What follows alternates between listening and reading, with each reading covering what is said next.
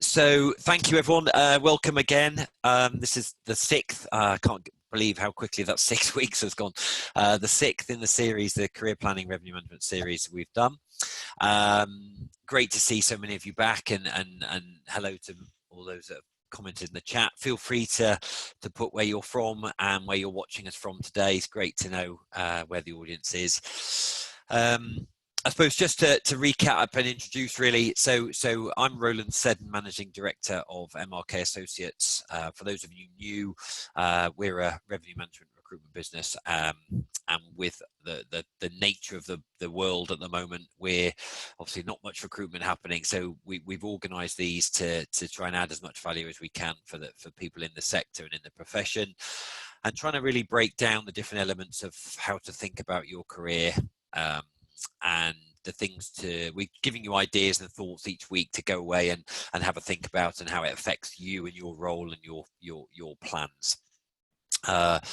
Today, really honoured to be joined by Jane Pendlebury, the CEO of HOSPA, and I'll let her introduce herself because she'll do a much better job than I will. So she's going to give us a talk later on today's topic, which is learn, develop, read, subscribe. Every day is a school day. So this is really today trying to look at the different areas to think about in how you can grow your skills and your development areas. And I will, as normal, do a short piece at the beginning to outline my thoughts on some of these things. And then Jane will give you probably a much more professional and thorough view, talking about HOSPA as well and what they're up to and what they do. I guess I always start these things with a poll, as you've all got used to now. So we've got another couple today. So today, just to get you all engaged, what tools is that launched or not? Can you see that? No, it doesn't look as though it has, does it? Oh, there we go. There we go. What tools do you use regularly to help develop your skills and knowledge? Now, this is multiple choice, so you can choose, I'd say choose a couple of them. So do you have a mentor? Do you undertake regular online courses, webinars, take a recognised qualification, follow associations or groups online, perhaps on LinkedIn, subscribe to industry or revenue management newsletters, attend or attended regular events because they might not happen for the foreseeable, or don't do too much because you're too busy at work? If you want to choose a couple of those.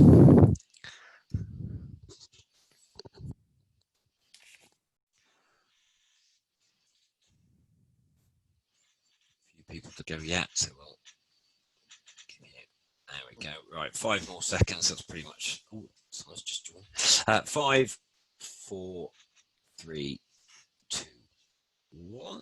Okay, so I'll share those. Interesting tie. So undertake regular online courses and webinars. That's good. And subscribe to industry revenue management newsletters. So they're the main two you guys tend to do. I mean, it's fairly evenly spread, which is good. And actually, I think we'll see as we talk today, there's so much available to you in different areas and different ways that actually it is about covering all bases, really, but also about finding what you enjoy and how you learn and what you enjoy. So actually, coming on to that brings us nicely to the second poll, which is, what is your favorite method of learning?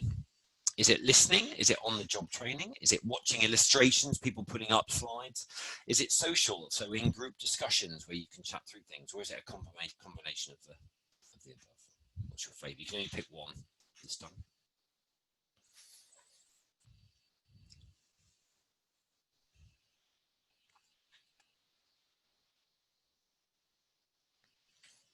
Okay, so I'll give you 5 more seconds. 5, 4, 3, 2, 1. I'll share those for you all. So combination, so that's good to see. And on the job training, which is you can't beat, I think, really.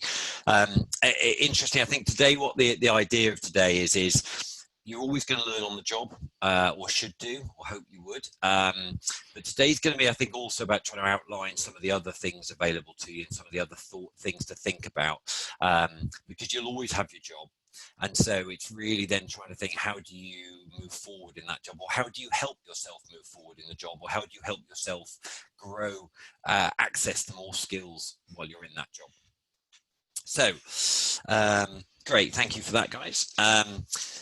So I guess the first thing I'd say on this is a lot of it's about initially about self-reflection. You know, we've so far in these webinars looked at understanding your job and the duties within that, and how that's given you job satisfaction long term, how engaged you've been in your role and in your different duties, and then also what that means for your enjoyment, because they're different, one's short term, one's longer term. And we looked at those to try and give you those building blocks of what are the duties that long term you're going to be able to want to build on and enjoy doing it. And then we moved on in other webinars to then look at, okay, what are the cultural differences between small, large, medium-sized businesses and different industries that offer revenue management.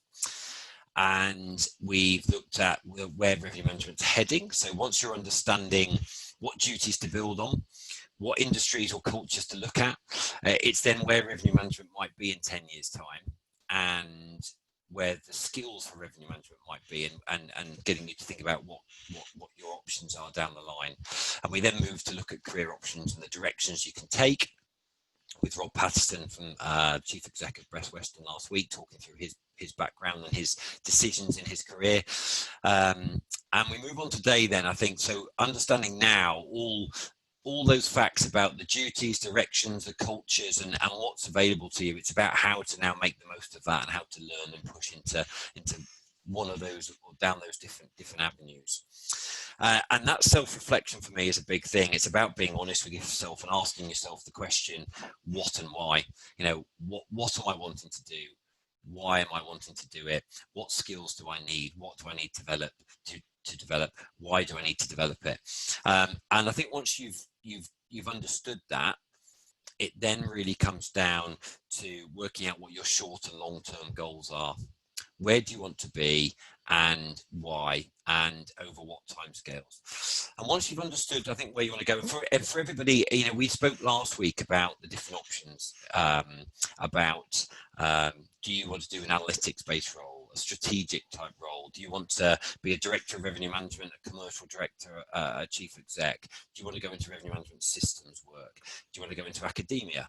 Do you want to do consulting? So there's different options available to you. But it's, and then once you've understood that, it's about, okay, what timescales do you need to do that, and over what skills do you need to build to be able to get yourself into those types of roles? And that's where the self-reflection comes in at the beginning. Now, once I think you've done that and you've got yourself to that point, it's about creating a plan. And every plan, anyone that's been involved with setting any business plans or any plans, they need to be SMART. And that's specific, measurable, achievable, realistic, and have timescales. So create yourself a plan that you know where you want to go specifically. You know how to measure whether you get there, when you get there. It's achievable for the industry, the role that you're in. It's realistic in terms of the fact you're able to actually get to that point, and what timescales are you working to. And write that down. Keep that as a document that you're able to refer to, because we spoke earlier on in these webinars about reflecting on your achievements and looking at what you've done and being able to look at those achievements and get satisfaction from it. And it's the same with a career plan. It's look at it and use it as motivation, and use it to understand where you're going and what you're trying to do. Find yourself a mentor. Now, this doesn't have to be your boss. It can be, the one thing I say about revenue management as an industry is it is one of the most social, well-networked, friendly industries I think you'll actually ever come across. And there are plenty of people senior in the industry, and they can be people in the systems world, they can be in the consulting world, they can be in academia, they can be directors of revenue management, commercial directors. There are plenty of people that will be willing to help you and offer their expertise to give you advice, to answer any questions. They're not going to want you pestering them every minute of every day, admittedly, but they might even be there to help push you a bit and to challenge you on, have you achieved certain things, you know, in the plan you set. But find yourself a mentor or a couple of people that actually you can feel you can ask questions to, because they are very important to you. Use any appraisals. So at work, any annual appraisals, any one-to-ones that you have, even any conversations that you have internally with people that you know you feel are there to help and give you advice. Use those opportunities to ask people about your strengths and your weaknesses. And this is again where being honest with yourself and self-reflection makes a big difference, because sometimes understanding your weaknesses and defending those, minimizing your weaknesses, is actually what can help you progress and move forward. But you can't always solve every weakness. You know, if it's a core part of your personality that you're a bit argumentative, as mine is, truthfully, what you have to do is you have to box that and you know, try and, if you're aware that that is who you are, then it's about trying to put that in a bit of a box and keep that for your social life and keep it under control. There's nothing wrong. I use that personality, that side of my personality, to challenge people where I feel it's the right time to challenge. And you know, that can be with employers. If I'm taking in job details and I feel they're not paying enough money, then I will challenge them and get them to be aware of what salary they need to pay to get the right person. And that challenging is the right attitude I need, you know, at that point in my job. But there are other times where I have to put that on the shelf. So understanding your weaknesses and how that can work for you and minimize their effect when it won't work in your favor is as important as building your strengths. So use appraisals to understand those and work on them, and also use your appraisals to talk to your boss about what direction you want to go in. Talk to them about your plan. Talk to them about what skills you want to build. The more they're aware of what you're trying to do and trying to achieve and where you want to go, the more likely they are on giving you a little project, letting you shadow someone internally to see what they do and to develop, you know, your knowledge of their job. So be honest and use your appraisals in your favor. Learn and fill gaps. This is, I guess, a fairly big part of today.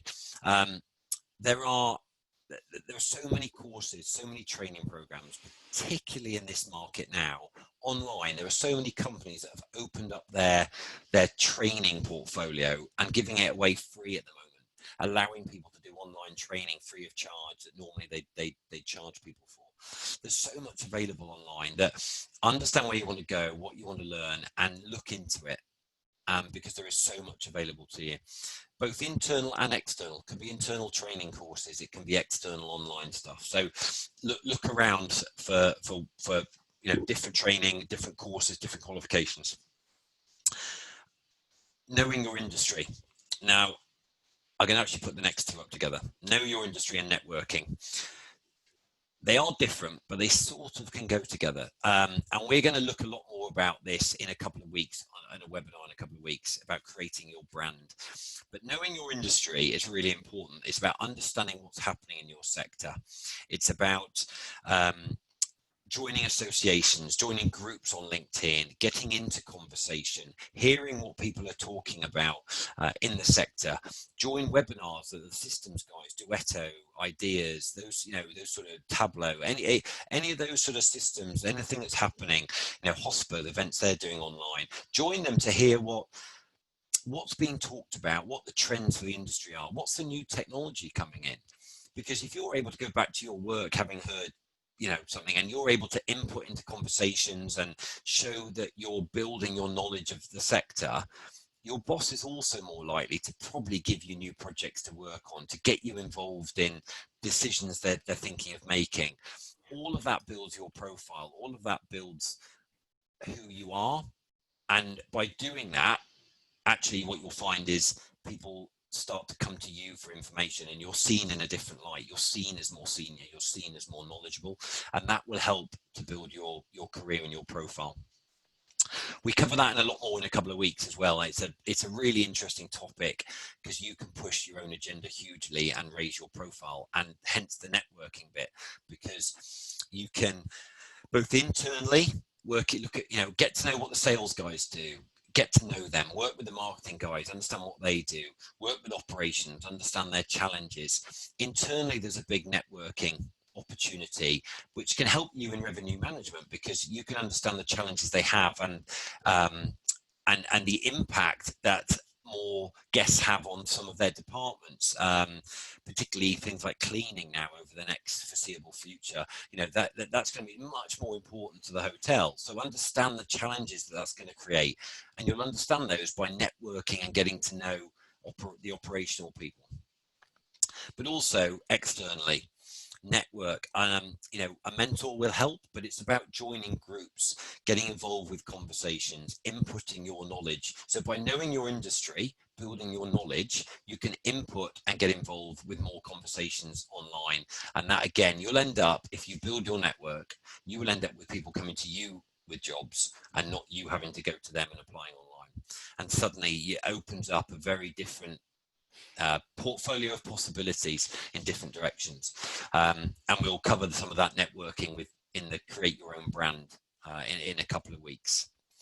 I think underlying all that, I think the one thing and the last point I'd make is this is all about raising your standards, and that would be probably my overview comment for the whole thing is think about this as raising your own standards, your knowledge, your understanding of the market, how well people know you, your influence on what's happening, and influence with people around your job at the moment, and where you want to go.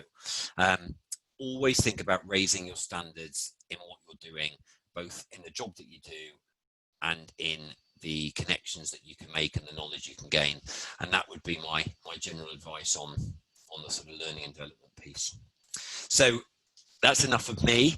I am honoured and really pleased to have Jane with us today, and I've known Jane now for quite a long period of time, and we're sponsors of HOSPA and have been to a whole host of events and been on panels and various other bits and bobs. So I will let Jane introduce you now, and she can give you her take on the learning development and what HOSPA have been doing, and a whole host of other things. So over to you, Jane. Thank you. Some very wise thoughts and advice there, Roland. That was great. Hello, everybody. Good afternoon. And thank you for inviting and welcoming me onto this group call today. I do appreciate it. As Roland said, I'm Jane Pendlebury, CEO of HOSPA, the Hospitality Professionals Association. I'm just going to tell you a little bit about myself, just so that you know what qualifies me to talk to you today on this topic of revenue management. My career has always been in hospitality. I did a degree in hospitality management a very long time ago and went straight into working in hotels, which I loved. And quite frankly, in those days, revenue management, or as it was then, or it wasn't known as anything then, but wasn't even yield management, hadn't been invented. It was all about volume with little regard for rate. But then there was a lot less flexibility on rate as well back then. After a number of years at the coalface, I joined a company which sold property management systems into hotels, which kept me very closely involved with hotels without the stress of working shifts. Excuse me. In the mid-1990s, I was part of a team that put the very first revenue management system into London, indeed into the UK. And goodness me, I learned a lot then. The system was called Revenue Dynamics, and it came from the US, unsurprisingly. We put it into the Copthorne Tara Hotel, which has over 800 bedrooms. And we knew it was a success, as our next system sale was then to the next door hotel, which was then called the Kensington Close Hotel. They wanted the system because they were being outdone by the Copthorne Tara. And so started my journey in revenue management.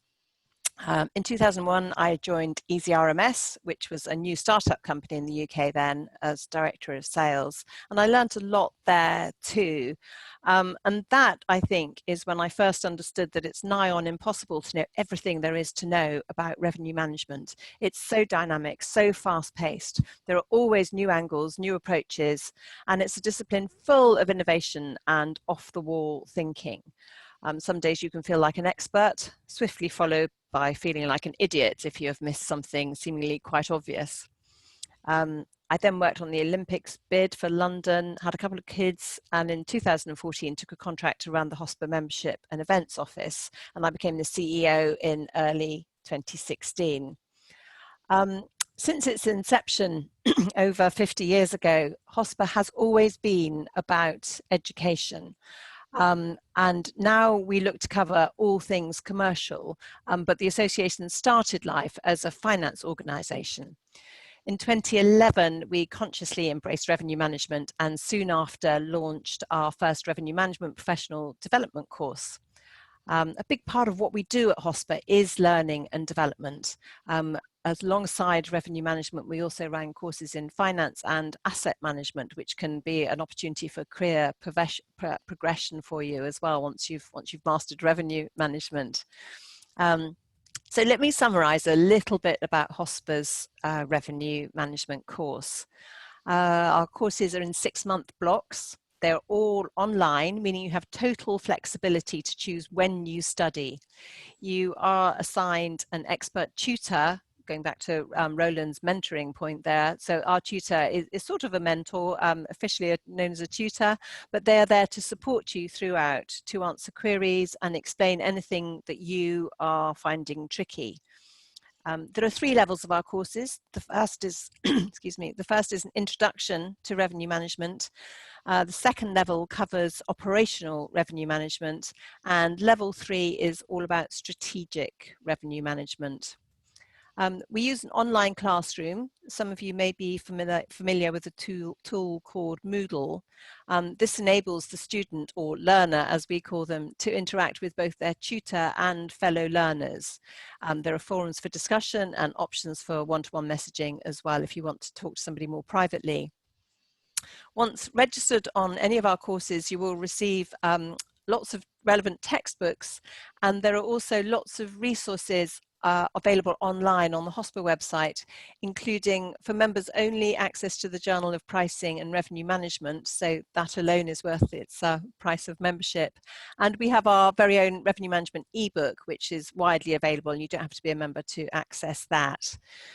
Also on the website, there are videos and Q&As from experts, so faces you may recognize from the industry answering questions. So do take a look at those if you'd like to. And you can also replay a panel discussion from our most recent annual conference, which was at the end of 2019.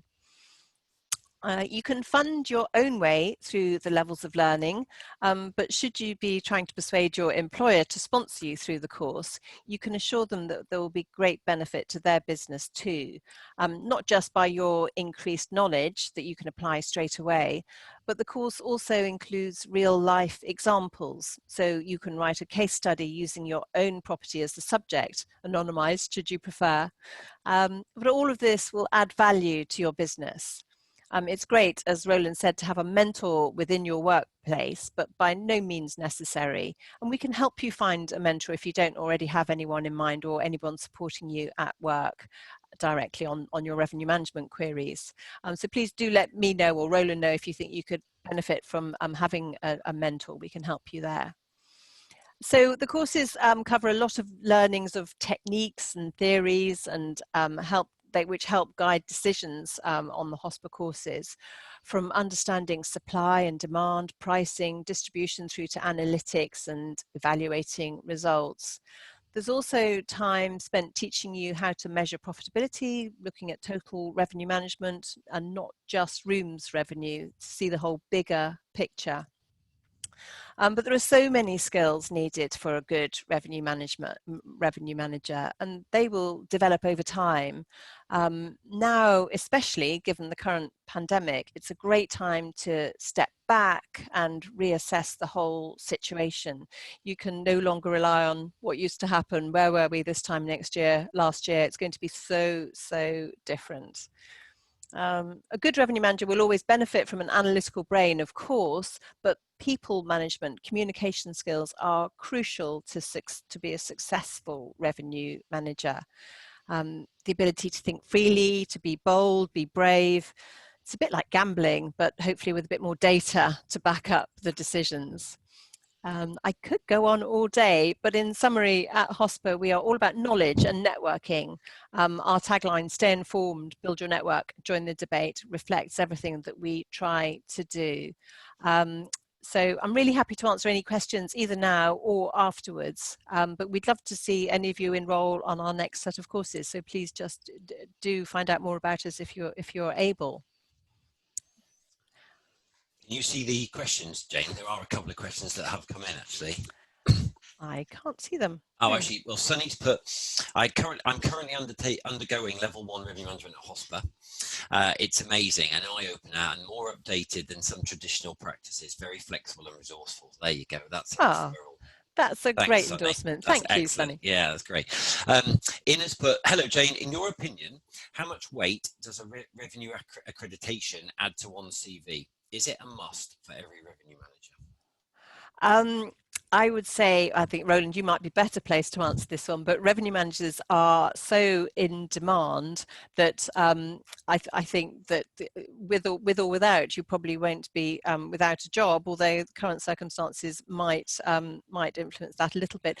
But always, if you can not just prove that you've got the ability to study and focus and see a course through, is always a good reflection.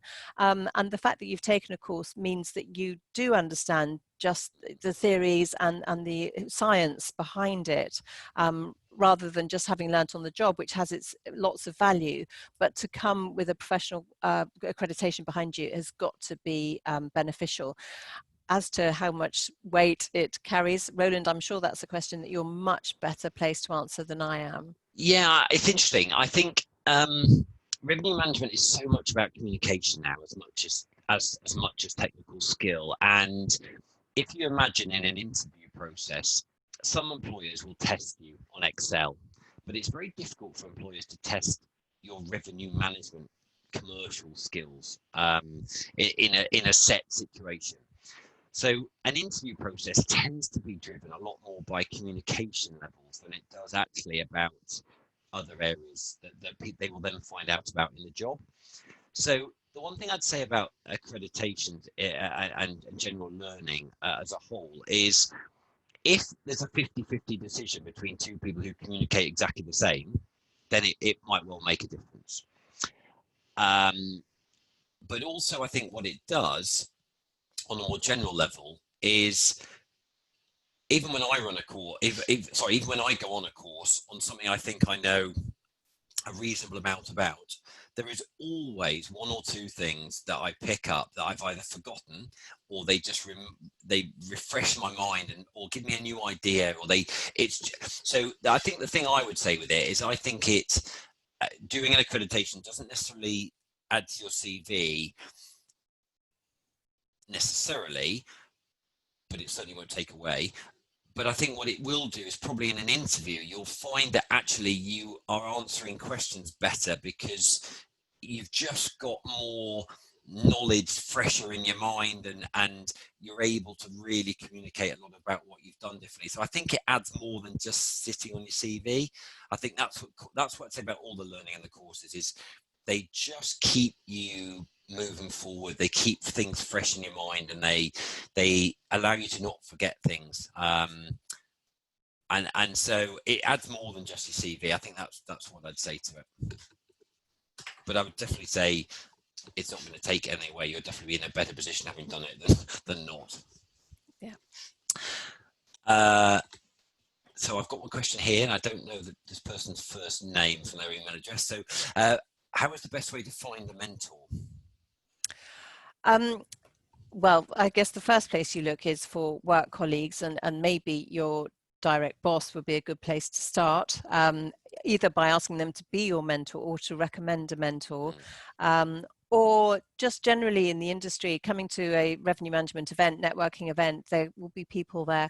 Or you can literally come straight to me and explain what you want. We have lots of revenue managers on our membership, and I could try and pair somebody up with the appropriate person.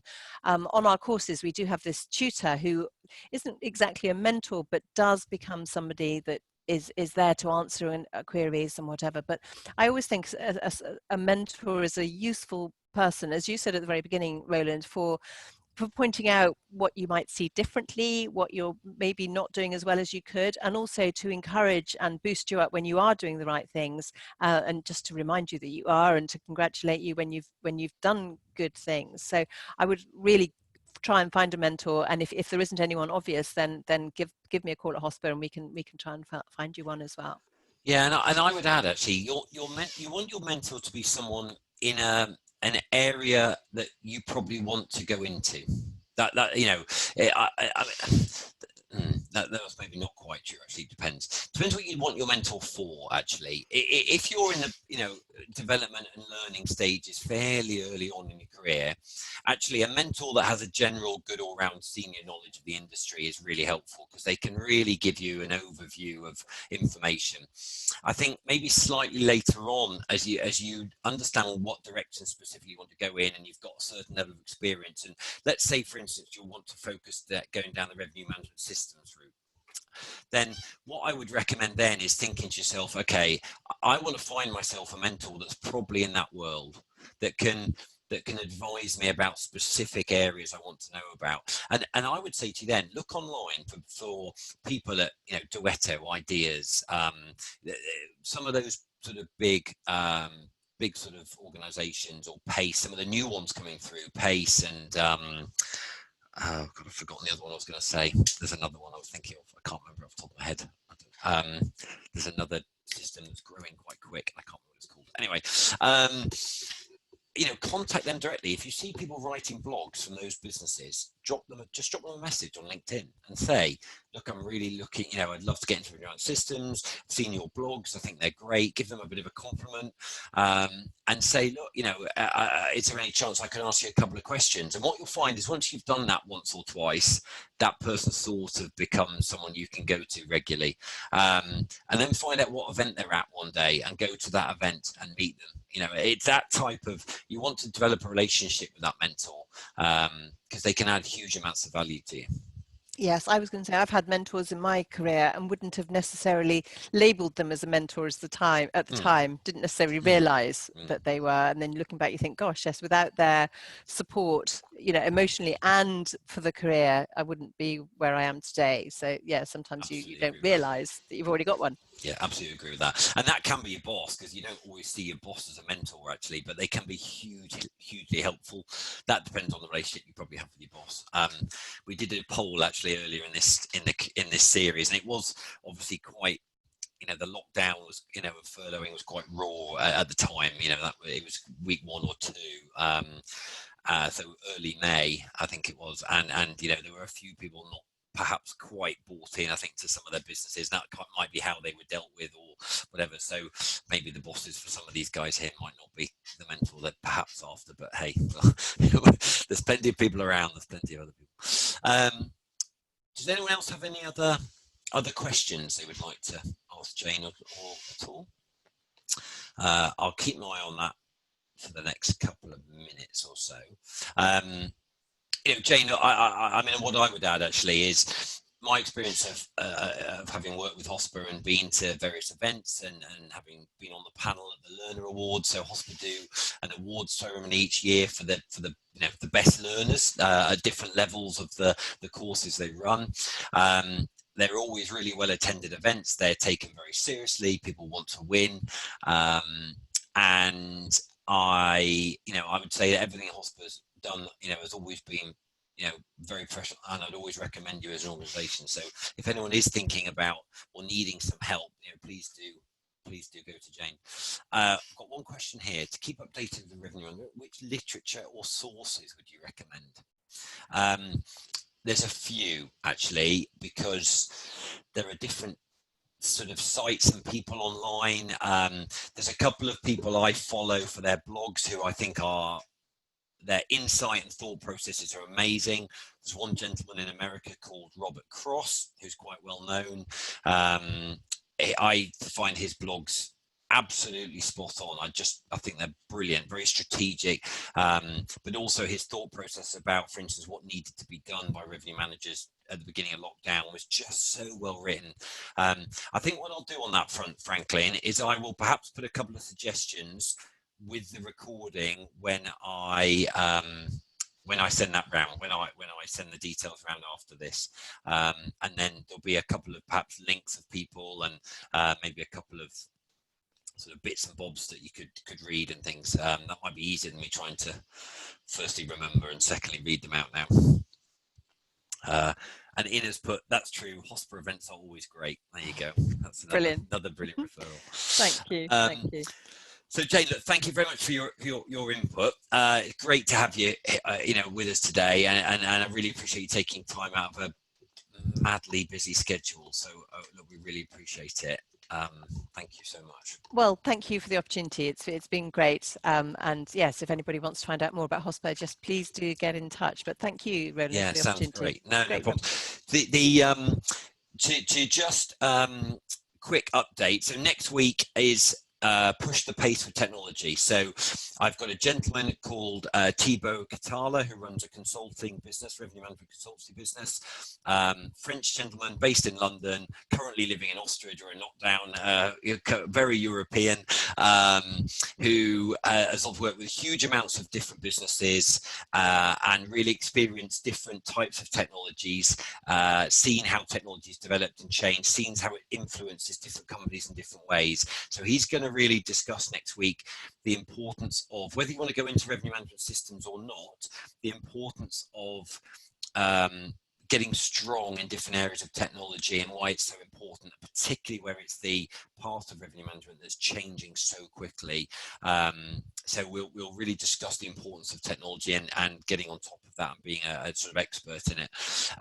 Just a last thing I'd say, the remaining webinars, I've slightly changed them just because we were going to go to the end of July, but in the UK, and I think as you're starting to see in Europe, we're starting to see openings starting to happen and be planned for now. So I think the reality is we'll probably find many people will become off furlough or be busier at work, I think, as we start heading into July. So what I thought I'd do is amalgamate a couple of the weeks, finish the whole series in the middle of July, because I think by the end of July people I'll probably lose most of the audience back to work or whatever. So next week is push the pace with technology, and then the week after we've got the create a brand of you, which is what I was talking about the building your knowledge and your profile and your network and knowing the industry.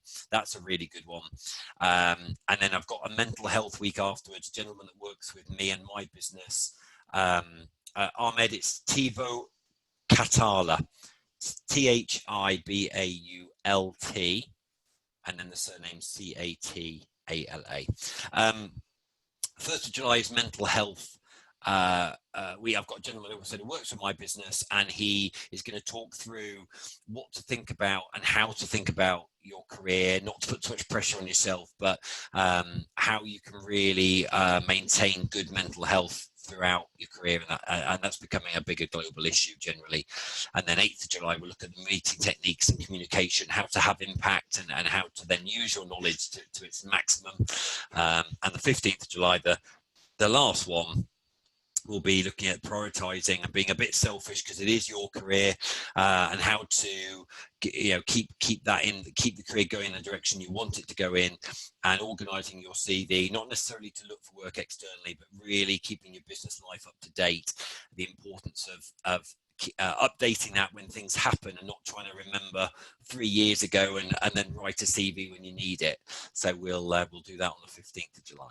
So that's next week, push the pace with technology. And thank you very much all for joining us again. It's been great to see you all.